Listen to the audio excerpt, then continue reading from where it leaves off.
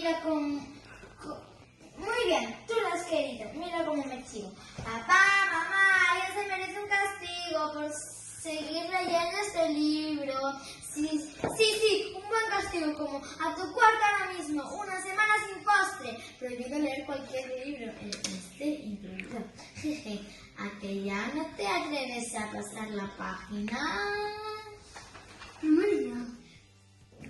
¡Guau! No hay quien pueda contigo. Por favor, no pases ni una página más, que ya me has hecho llorar. Como te acabes el libro, estoy perdido. No lo hagas, te lo suplico. Te daré lo que quieras. ¿Quieres un tesoro? Mira, cuántas monedas.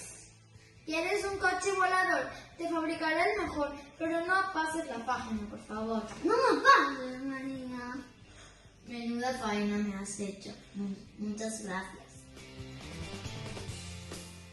Hola, soy Olivia y vamos a leer Simsalabim.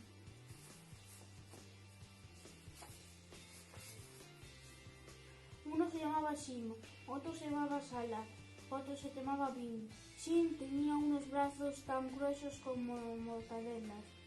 Era capaz de levantar 2 perros San Bernardos con una sola mano, pero las piernas de Sim eran gordas y los pies planos, y tenía que pensar mucho para saber cuántas manzanas sumaba 2 y 2. Sala podía correr tan rápido como el viento, pero Sala tenía toda su fuerza concentrada en las piernas. Si se le daba un golpe ligero en la cabeza, caía sin más, y tampoco era capaz de recordar nada. También que estaba contando una y otra vez si realmente tenía 5 dedos en cada mano. Bim podía calcular como un profesor de matemáticas y crear versos como un poeta. Se acordaba de todo y siempre sabía que las cosas eran como eran y no de otra manera, pero no tenía ni un solo músculo, nada en los brazos y nada en las piernas. Por tanto, Sim no era apreciado por los demás, Sala no era apreciado por los demás y Bim no era apreciado por los demás.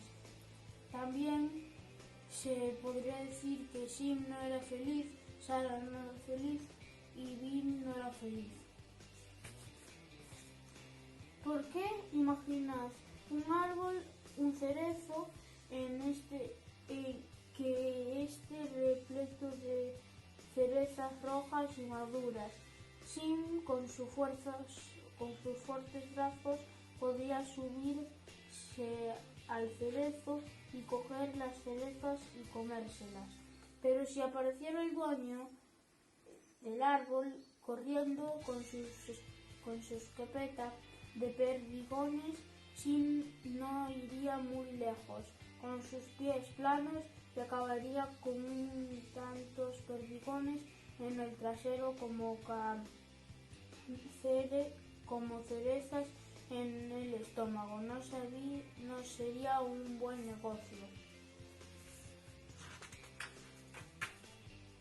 Sala sí que podría salir huyendo deprisa antes de que el hombre pudiera apuntar en su dirección. Sala ya habría atravesado la pradera a golpe tendido y desaparecido en el bosque, pero Sala nunca en su vida podría alzarse al cerezo. Se daría con una ramita en la cabeza y caería al suelo, desmayada.